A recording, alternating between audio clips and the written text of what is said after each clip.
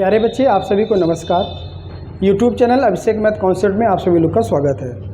बेटा, आज हम लोग उत्तर प्रदेश पुलिस का 19 जून 2018 का सेकंड पाली का प्रश्न पत्र हल करेंगे। ये होगा पार्ट 8। पार्ट 7 तक मैंने वीडियो अपलोड कर दी है। देखिए क्वेश्चन नंबर 1। जुबीन और प्रवीण क्रमशः 36 मिनट और 60 मिनट में किसी काम को पूरा कर सकते हैं। जुबीन से शुरू करते हुए वे काम पूरा होने तक वैकल्पिक रूप से 1 मिनट के लिए काम करते हैं। अंत में काम करने वाले को ही अंतिम बारी में 1 मिनट से कम समय के लिए काम करने की अनुमति प्राप्त है। दोनों को काम पूरा करने में कितना समय लगेगा? देखिए बेटा, ये सवाल है ना कि एक एक दिन छोड़कर बारी बारी काम करने वाला। या तो आपसे प्रश्न में कहेगा बारी बारी काम करते हैं, या तो प्रश्न में कहेगा कि वैकल्पिक रूप से, मतलब एक एक दिन छोड़कर। देखिएगा, जुबीन के लिए हम लोग शब्द यूज करेंगे जे, और प्रवीण के लिए शब्द यूज करेंगे पी। मतलब मेरे भाई लोग, एक दिन जुबीन काम करता है, एक दिन प्रवीण, फिर अगले दिन जुबीन काम करेगा, अगले दिन प्रवीण, और ये ऐसे ऐसे धीरे धीरे प्रोसेस इनका होता रहेगा जब तक काम कंप्लीट ना हो जाए। यहाँ देखिए, जुबीन के बारे में अगर बात करें तो बेटा, जुबीन किसी काम को करते हैं 36 मिनट में, और प्रवीण किसी काम को करते हैं 60 मिनट में। तो 36 और 60 का एलसीएम लीजिए, आ जाएगा 180। और जो ये 180 है, ऐसे बोलते हैं टोटल वर्क। टोटल वर्क का मतलब होता है कुल कार्य। 36 मिनट में 180 काम तो 1 मिनट में 5 काम, 60 मिनट में 180 काम तो 1 मिनट में 3 काम, और 1 मिनट में किया गया काम क्या कहलाता है? क्षमता। ठीक है बेटा, अब यहाँ ध्यान देखिएगा, 1 मिनट में जुबीन ने 5 काम किया और 1 मिनट में प्रवीण ने 3 काम किया, तो 1 और 1 2 मिनट। 2 मिनट में कितने काम हो गए? 5 और 3 8 कार्य हो गए। कार्य कितना कराना है? 180 कार्य। तो 8 का पहाड़ा आप ऐसा पढ़िए कि 180 आए या फिर 180 से कम आए। 8 का टेबल ऐसा पढ़िए कि 180 आए या फिर 180 से कम आए। तो बेटा 8 कर करिए, 8 दूनी 16, माइनस करेंगे 2 0 20, 8 दूनी 16। बेटा शेष से मतलब नहीं रखना है, मतलब 8 का पहाड़ा कितनी बार पढ़ेंगे? 22 बार। जब 8 का पहाड़ा 22 बार पढ़ेंगे तो बेटा आ जाएगा 176 कार्य। मतलब 8 का कितना गुना बना बेटा? ये 22 गुना। 8 का जब 22 गुना पढ़ेंगे, 8 का पहाड़ा जब 22 बार पढ़ेंगे तो कितना आ जाएगा? 176। मैंने कहा ना कि 8 का पहाड़ा ऐसा पढ़िए कि 180 आए या फिर 180 से कम आए। तो 22 बार पहाड़ा पढ़ेंगे तो कितना आ जाएगा? 176 कार्य। जब ये 22 गुना बना तो बेटा इसको भी 22 गुना बना दीजिए आप लोग। तो 22 दूनी 44 मिनट, ये आ गया। अब देखिए यहाँ क्या कर रहा है, यहाँ पे कह रहा है वैकल्पिक रूप से 1 मिनट के लिए काम करते हैं। अंत में काम करने वाले को ही अंतिम बारी रूप से काम को करने की अनुमति है। स्टार्ट काम कौन करता है? जुबीन। तो बेटा जुबीन 1 मिनट में कितना काम करता है? 5 काम। अब आप बताइएगा, 180 काम में से 176 काम हो गया तो जरूरत कितने की है? 4 काम की। तो जुबीन यहाँ पे बेटा काम स्टार्ट कर रहा है, तो जुबीन काम कितना करेगा? 4 कार्य करेगा, क्योंकि 176 कार्य और 4 कार्य कितना हो जाएगा? 180 कार्य हो जाएगा। अब जुबीन करता है 5 काम, जरूरत कितने की है? 4 काम की। तो बेटा यहाँ कितना आ गया? 4/5 मिनट। अगर टोटल जोड़ देंगे तो 176 और 4 180 कार्य यहाँ आ जाएगा। समय कितना लग गया बेटा? 44 सही 4/5 मिनट। लेकिन ऑप्शन देखेंगे आप लोग, ऑप्शन तो मिनट और सेकंड में भी दिया है, तो इसको हम लोग यहाँ हल कर देते हैं। देखिए 44 मिनट को 44 मिनट लिख देंगे। 4/5 मिनट को सेकंड में बदलने के लिए क्या करेंगे? 60 से गुणा, 5 से काटेंगे 12 बार में, और 12 चौक 48। तो उत्तर कितना आ जाएगा? 44 मिनट 12 चौक 48 सेकेंड्स। ऑप्शन नंबर बेटा बी।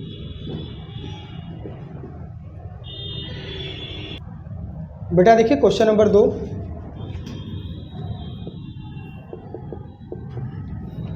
तट से 15 किमी की दूरी पर किसी जहाज में छेद उत्पन्न हो गया, परंतु फिर भी अधिकतम 18 मिनट की अवधि तक वह जहाज 10 किलोमीटर प्रति घंटा की तेजी से तट की ओर यात्रा कर सकता है। तट से भेजे जाने वाले बचाव नौका को जहाज़ तक पहुंचने के बाद यात्रियों को बचाने हेतु 6 मिनट लगेंगे।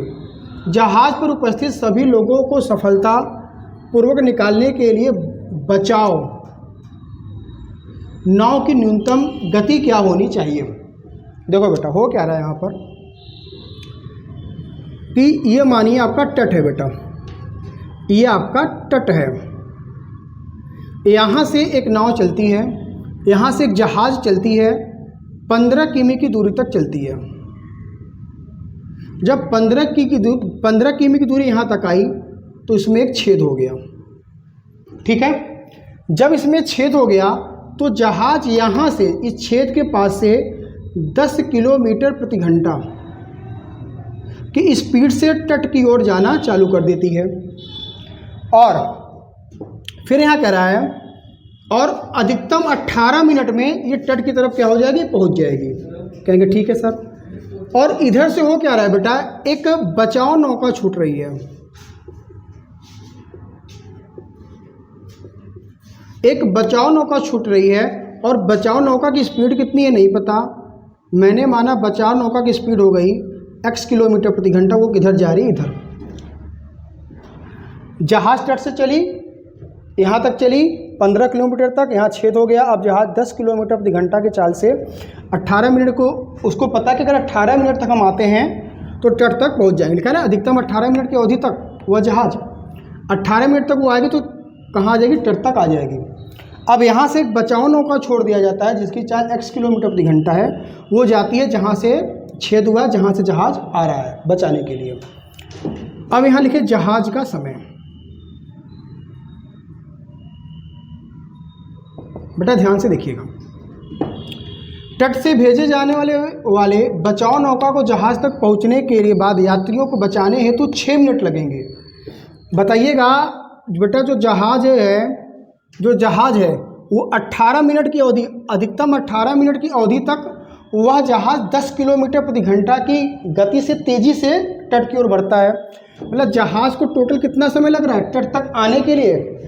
18 मिनट। और हो क्या रहा है, जो इधर से बचाव नौका जा रही है वो यहाँ पर पहुँच जाती है जहाज़ के पास और उसे 6 मिनट का समय लगता है जो भी बचाव नौका के यात्री हैं और जो भी चालक है उसको बचाने के लिए। भाई जहाज़ है, जहाज़ के पास ये गई, जहाज़ के पास रुकेगी, 6 मिनट तक निकालेगी। अब जहाज़ के पास कितना समय बचा बेटा? कहेंगे सर 12 मिनट। अब जहाज़ के पास समय कितना बचा मेरे भाई? 12 मिनट। तो आपको पता है कि विपरीत दिशा में चाल जुड़ जाती है, x + 10, चाल बराबर दूरी बटा समय। दूरी कितना है जहाज़ का? 15 किलोमीटर। समय कितना है? 12 मिनट। मिनट को घंटा में बदलने के लिए 60 से भाग कर दिए तो आ जाएगा 15 गुणित ऊपर चला जाएगा 60, नीचे आ जाएगा 12। तो 12 पंजे 60, 15 पूरे 75 किलोमीटर प्रति घंटा। इसका मतलब ये हो जाएगा बेटा कि x + 10 बराबर 75 किलोमीटर प्रति घंटा। तो x बराबर 75 में से 10 घटा देंगे, 65 किलोमीटर प्रति घंटा। 65 किलोमीटर प्रति घंटा। तो बेटा जो बचाव नौका है वो 65 किलोमीटर प्रति घंटा की चाल से जाएगा। Option number D. देखिए आप पूछ रहा है ना, बचाव नौका की न्यूनतम स्पीड क्या होनी चाहिए? 65 किलोमीटर प्रति घंटा। देखिए बेटा क्वेश्चन नंबर 3,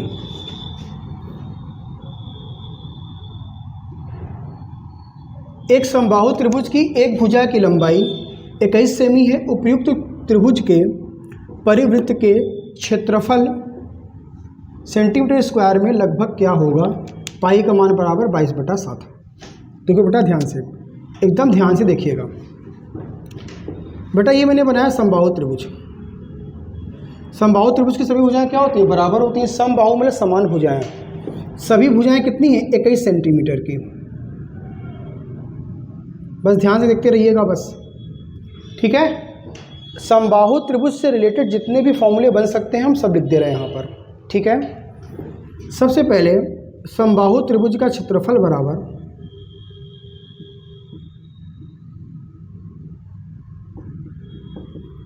बराबर होता है कर्णीय में 3/4 भुजा स्क्वायर। समबाहु त्रिभुज की ऊंचाई बराबर होती है बेटा कर्णी में 3/2 गुणित भुजा। ठीक, अब ये समबाहु त्रिभुज है बेटा, और समबाहु त्रिभुज के एक अंतःवृत्त का अगर समबाहु त्रिभुज के एक जो वृत्त है वो अंतःवृत्त है, तो लिखेंगे अंतःवृत्त की त्रिज्या बराबर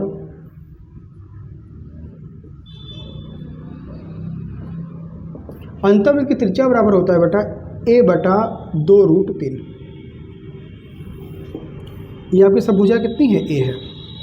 एक आपका समबाहु त्रिभुज है और इसके परिवृत्त की त्रिज्या जो बन रही है उसका लिखेंगे परिवृत्त का क्षेत्रफल बराबर परिवृत्त की त्रिज्या बराबर a√3। अब होता क्या है बेटा, एक समबाहु त्रिभुज के किसी बिंदु से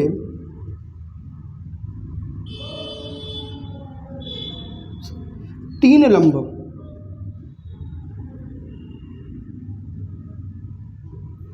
डाले गए हैं,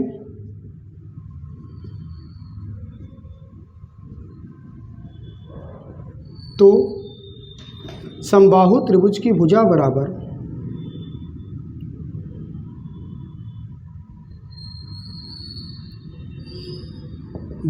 हो जाएगा बेटा 2/√3 ब्रैकेट में P1 + P2 + P3।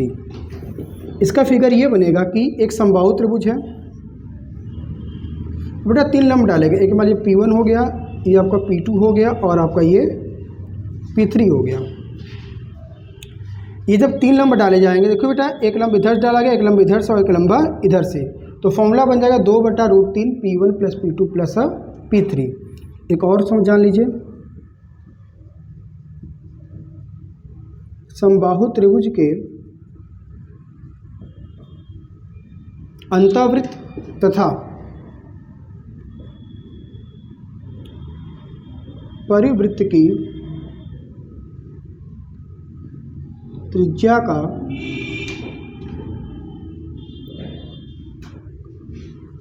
अनुपात बराबर 1:2। तो बेटा पॉइंट नंबर ये ध्यान रखना है आपको, समबाहु त्रिभुज का क्षेत्रफल बराबर कर्णी में 3/4 भुजा स्क्वायर।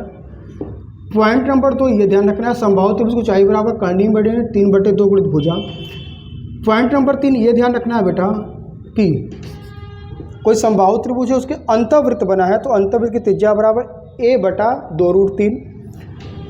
4 नंबर ये ध्यान रखना है मेरे भाई, परिवृत्त का क्षेत्रफल, अगर कोई समबाहु त्रिभुज है इसके कोई परिवृत्त है तो परिवृत्त का क्षेत्रफल बराबर a/√3। पॉइंट नंबर 5 ये है, समबाहु त्रिभुज के किसी बिंदु से तीन लंब डाले गए हैं, तो समबाहु त्रिभुज की भुजा बराबर 2/√3 P1 + P2 + P3। और पॉइंट नंबर 6 आपको ये ध्यान रखना है, समबाहु त्रिभुज के अंतःवृत्त तथा परिवृत्त की त्रिज्या का अनुपात मेरे भाई 2:1 होता है। ये अगर आपको 6 चीज़ें याद हैं तो आपको समबाहु त्रिभुज का 1:2 का अनुपात होता है बेटा, ठीक है ना।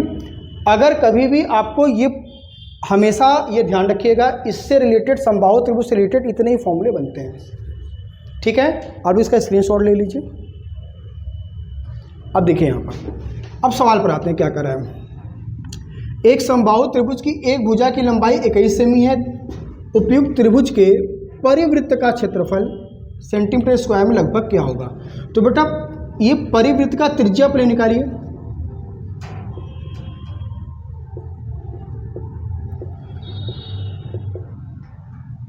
परिवृत्त की त्रिज्या बराबर आप कहेंगे सर a/√3।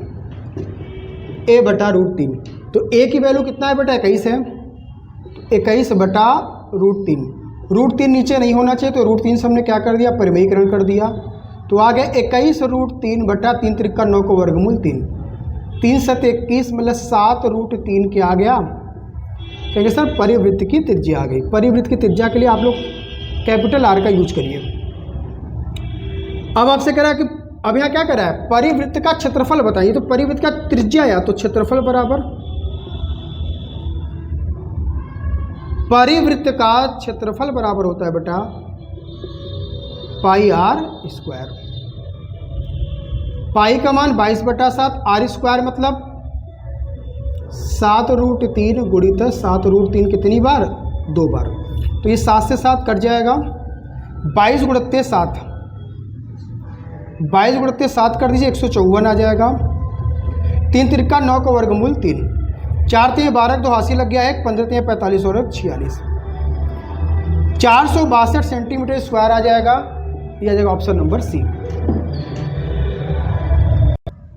देखिए बेटा क्वेश्चन नंबर 4, आप ध्यान दे रहे हैं बेटा, कितना बेहतरीन प्रश्न आपके इस पेपर में आया हुआ है। ठीक है, वीडियो अगर पसंद आ रही है आपको बेटा तो लाइक करिए, सब्सक्राइब करिए, शेयर करिए, ठीक है, और कमेंट करिए कि आपको वीडियो लग कैसी रही है, और वीडियो को पूरा देखिए एकदम कंप्लीट। गोविंदा सामान्यतः प्रतिदिन अपने घर से सुबह 8 बजे निकलता है तथा समय पर कार्यालय पर पहुंचने हेतु निश्चित गति पर यात्रा करता है। एक दिन वह सामान्य रोजाना गति के 4/5 गति से यात्रा करता है और 22.5 मिनट की देरी से पहुंचता है। सामान्यतः गोविंदा को कार्यालय पहुंचने में कितना समय लगता है? बेटा देखिए, ये जो हम यहाँ चाल की बात कर रहे हैं, 4/5 गति जो लिखा है, ये जो नीचे वाली गति होती है इसे बोलते हैं वास्तविक गति या सामान्य गति। इसे वास्तविक गति बोलिए चाहे सामान्य गति बोलिए, बात एक ही है। ये जो होती है इसे बोलते हैं नई गति। गति का मतलब चाल। बेटा पहले इनकी जो गति थी, पहले गति कितनी थी? 5 थी। ठीक है, कह रहा है यहाँ पर एक दिन वह सामान्य गति के 4/5, मतलब वास्तविक गति कहिए या सामान्य गति कहिए, बात एक ही है। मतलब सामान्य गति मतलब पहले 5 से चलता था, लेकिन अब 5 से नहीं चल रहा है, एक कम, कितने से चल रहा है? 4 से। मतलब पहले गति उसकी 5 थी, अब गति उसकी कितनी हो गई? नई गति 4। अगर हम यहाँ समय की बात करें तो गति और समय में उल्टा संबंध होता है। गति और समय में उल्टा संबंध होता है। क्यों उल्टा संबंध होता है? देखिए बेटा, यहाँ गति अधिक है, यहाँ गति कम हो गई। गति अगर आपकी स्पीड तेज होगी तो कहीं भी पहुँचने में समय कम लगेगा, और अगर आपकी स्पीड कम होगी तो पहुँचने में समय अधिक लगेगा। तो बेटा यहाँ कितना देर हुआ? अनुपात में देखेंगे, कहेंगे सर 4 से 5 1 की देरी हुई, और यहाँ कितनी की देरी हो रही? कहेंगे सर 22.5 मिनट की देरी हुई। तो बेटा 1 की वैल्यू 22.5 कितना गुना बना? 22.5। तो क्या कह रहा है? सामान्यतः गोविंदा को कार्यालय पहुँचने में कितना समय लगेगा? तो बेटा 1 की वैल्यू 22.5, तो 4 का 22.5 करेंगे, कितना आ जाएगा? 90 मिनट आएगा ना। 22 चौक 88 और 0.5 का 4 गुना 2, 88 और 2 कितना हो जाएगा? 90 मिनट। 90 मिनट को हम लोग क्या लिख सकते हैं? क्योंकि सर 90 मिनट को लिखा जा सकता है 1 घंटा, मतलब 1 आवर 30 मिनट।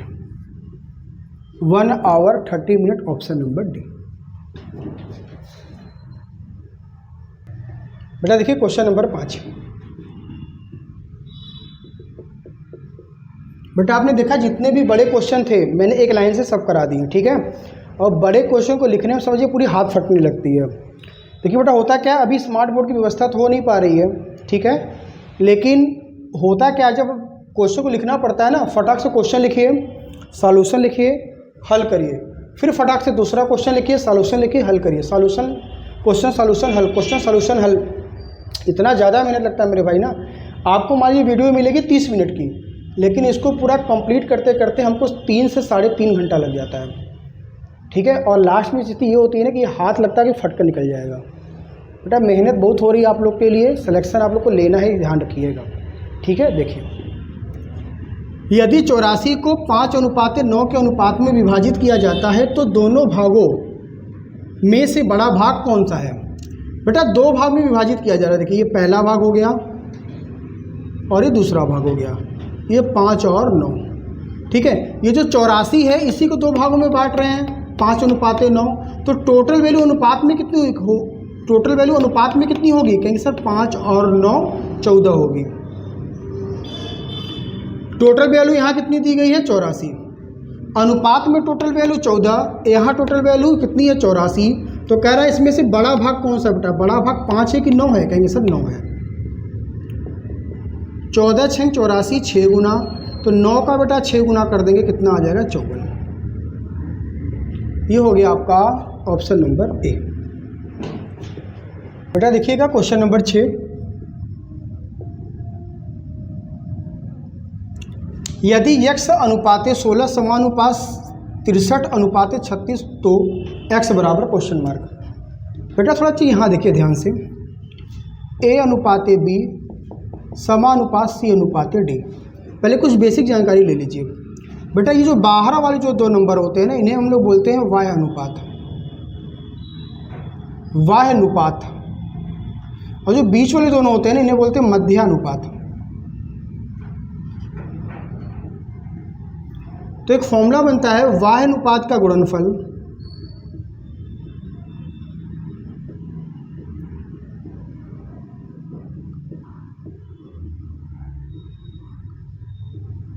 बराबर मध्यानुपात का गुणनफल। बेटा ये बात आपको ध्यान रखना है, ये जो बाहर वाले होते हैं ना, देखिए दोनों बाहर है तो क्या बोलेंगे y अनुपात, ये जो मध्य वाले ने क्या बोलेंगे मध्यानुपात। तो y अनुपात का गुणनफल बराबर मध्य अनुपात का गुणनफल, या इन्हें हम लोग y पद भी बोल सकते हैं, इन्हें मध्य पद भी बोल सकते हैं। y पद का गुणनफल बराबर मध्य पद का गुणनफल बोल सकते हैं, कोई दिक्कत नहीं है। तो बेटा यहाँ देखिए ये दोनों क्या है y पद, तो y पद का गुणनफल करेंगे तो क्या देगा x गुणित 36 बराबर मध्य पद का गुणनफल करेंगे 16 गुणित 63 आ जाएगा। 4 से काटिए, 4 चौक 16, 4 9 36, 9 सते 63, तो x बराबर कितना देगा 7 चौक 28। ये चला गया बेटा ऑप्शन नंबर सी। ये बेसिक जानकारी ध्यान रखिएगा, इसलिए मैंने इस सवाल को बताया आपको।